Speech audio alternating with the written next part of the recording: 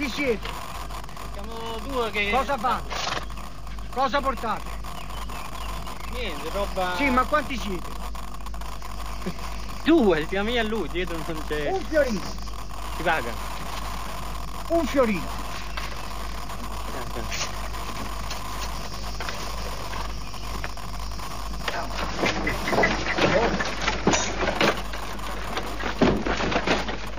Oh, fermi. Oh, scusi il sacco, doganiere. Vabbè, posso da loro.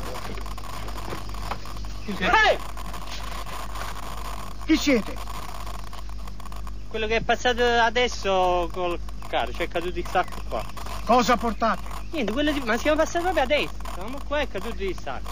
Sì, ma quanti siete?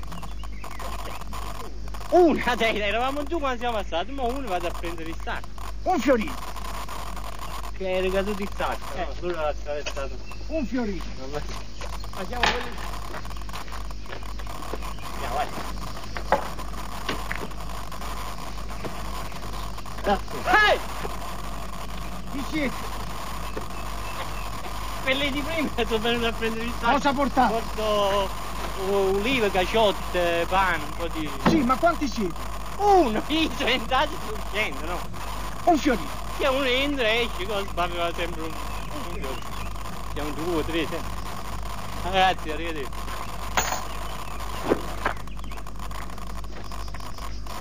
Oh, la cacciata! Mo per là. Senta. Ehi! Chi siete? Ma vaffanculo! Cosa portate? Sì, ma quanti siete? Un fiorino. Ehi! Chi siete? Cosa portate? Sì, ma quanti siete? E questo lino del corpo sciolto lo può cantare solo chi manca di molto.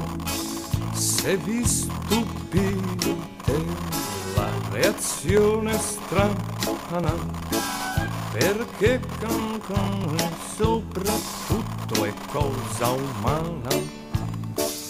Noi ci svegliamo e dalla mattina il corpo sogna